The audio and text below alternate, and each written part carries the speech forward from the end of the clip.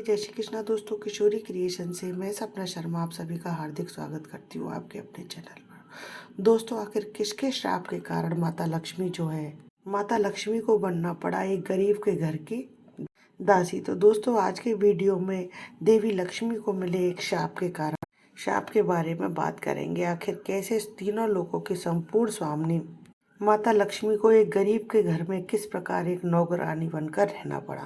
Video को शुरू करने से पहले दोस्तों, आपके अपने चैनल किशोरी क्रिएशन को सब्सक्राइब करना ना भूलें। पास ही में बेल आइकन को दबाएं जिससे आने वाले हर नए वीडियो का नोटिफिकेशन आपको मिल जाए और मेरी वीडियो को फैमिली और फ्रेंड में ज़्यादा से ज़्यादा शेयर करें। तो दोस्तों, आइए वीडियो शुरू करते हैं, सुनते हैं कथा। एक बार की बात है, श्री हरि विष्णु जब एक बार पृथ्वी पर भ्रमण करने आने वाले थे। जब माता लक्ष्मी को यह बात पता चली कि श्री हरि विष्णु पृथ्वी पर भ्रमण के लिए जा रहे हैं, तो वह विष्णु भगवान के पास जाकर के बोली।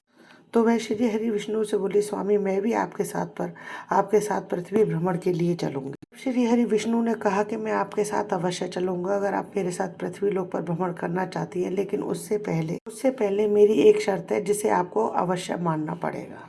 जब माता लक्ष्मी बोली कि स्वामी मैं आपके साथ भ्रमण पर जाने के लिए किसी भी शर्त को मानने के लिए तैयार हूँ, आप तो बस अपनी शर्त बताइए। तब श्री हरि विष्णु कहने लगे कि हे देवी, जब हम पृथ्वी लोक के भ्रमण के लिए जाएंगे तब आप उत्तर दिशा की ओर नहीं देखेंगी और यह वचन आप मुझे दीजिए।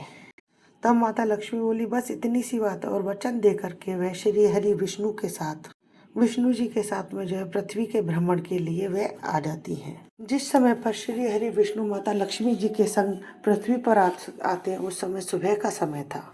सूर्य उदय हो रहा था। रात को वर्षा होने के कारण माटी की धीमी धीमी खुशबू चारों तरफ फैली हुई थी। रात में वर्षा होने के कारण सुबह पृथ्वी बहुत ही सुंदर लग रही थी। पृथ्वी की ऐसी सुंदरता को देख करके माता लक्ष्मी मंत्रमुग्ध हो जाती हैं। पृथ्वी की ऐसी सुंदरता को देख करके माता लक्ष्मी पृथ्वी की सुंदरता को निहारने लगती हैं और पृथ्वी की सुंदरता निहारते हुए वो यह भूल जाती है कि उन्होंने श्री हरि विष्णु को यह वचन दिया था कि वह उत्तर दिशा की ओर भूल कर भी नहीं देखेंगी, और माता लक्ष्मी उत्तर दिशा की ओर देख लेती हैं। जब देवी लक्ष्मी उत्तर दिशा की ओर देखती हैं तो उन्हें उत्तर दिशा की ओर एक बहुत ही सुंदर बगीचा दिखाई देता है और माता लक्ष्मी उस बगीचे में चली जाती हैं। उस बगीचे में बहुत ही सुंदर और मनमोहक अद्भुत फूल खिले हुए होते हैं और माता लक्ष्मी उन फूलों पर इतना रीझ जाती है कि उनमें से एक फूल माता लक्ष्मी तोड़ लेती हैं। फिर देवी लक्ष्मी फूल तोड़ करके श्री हरि विष्णु के पास आ जाती हैं। उस वक्त श्री हरि विष्णु माता लक्ष्मी के हाथों में जब एक फूल देखते हैं तो श्री हरि विष्णु की आंखों में आंसू आ जाते हैं। तब श्री हरि विष्णु माता लक्ष्मी से कहते हैं कि हे देवी, आपने यह क्या कर डाला। आपने तो कहा था कि आप उत्तर दिशा की ओर मुख देखेंगी भी नहीं।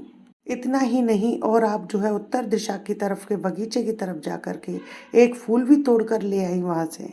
इस पर देवी लक्ष्मी को श्री हरि विष्णु को दिया हुआ वचन याद आ जाता है और देवी लक्ष्मी अश्रुपूर्ण आंखों से श्री हरि विष्णु से क्षमा याचना करने लगती हैं। उस वक्त श्री हरि विष्णु कहते हैं कि हे देवी, आपको क्षमा नहीं, आपको तो सजा मिलेगी, क्योंकि आपने एक माली के बगीचे में से बिना उससे पूछे हुए आपने एक फूल तोड़ा है और इस तरीके से फूल तोड़ना चोरी की श्रेणी में आता है और इसीलिए आप सजा की पात्र बन चुकी हैं।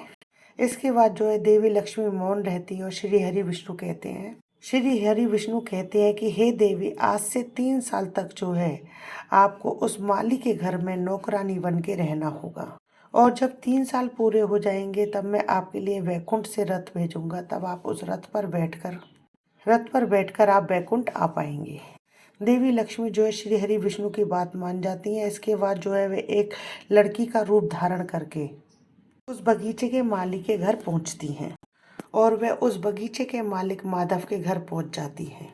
माधव के घर में 3 बेटी, 2 बेटे और उसकी पत्नी थी। जब देवी लक्ष्मी एक नौकरानी लड़की के रूप में माधव के आंगन में पहुंचती हैं, तब वह माधव उसको एक गरीब लड़की देख करके उससे पूछता है कि बेटा तुम कौन हो और कहाँ से आई हो। इस पर देवी लक्ष्मी माधव से कहती है कि मैं एक गरीब लड़की हूँ, मेरा इस संसार में कोई भी नहीं है और मैंने पिछले कई दिनों से कुछ खाया भी नहीं है, कृपया करके आप मुझे यहाँ पर कोई काम दे दीजिए।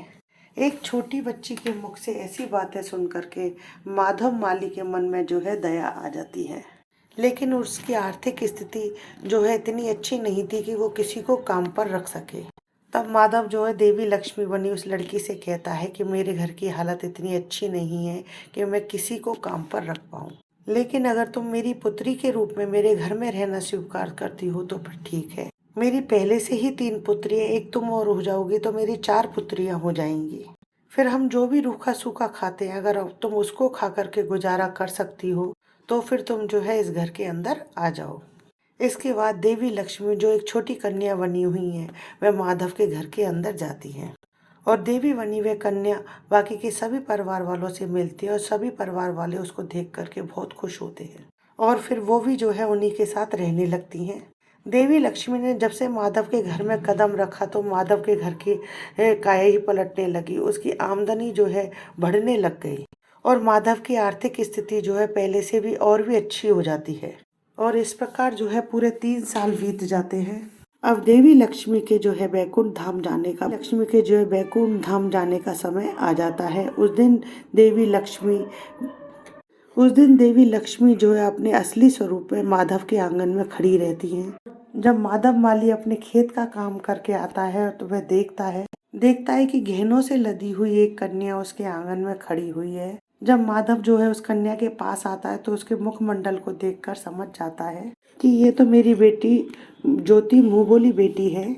उस वक्त देवी लक्ष्मी जो है माधव को अपना परिचय देती हैं और वह माधव को वरदान देती हैं कि तुम्हारे घर में कभी भी जो है धन संपदा की कमी नहीं होगी। और फिर श्री हरि विष्णु के द्वारा भेजे गए रथ में बैठ करके वह वैकुंठ लोक को चली जाती हैं। तो दोस्तों ये थी माता लक्ष्मी और श्री हरि विष्णु की एक अद्भुत कथा। दोस्तों अगर आपको ये वीडियो अच्छा लगा हो तो आपके अपने चैनल किशोरी क्रिएशन को सब्सक्राइब करें, साथ ही कमेंट्स में जय माँ लक्ष्मी अवश्य लिखें। धन्यवाद दोस्तों, जय श्री कृष्ण।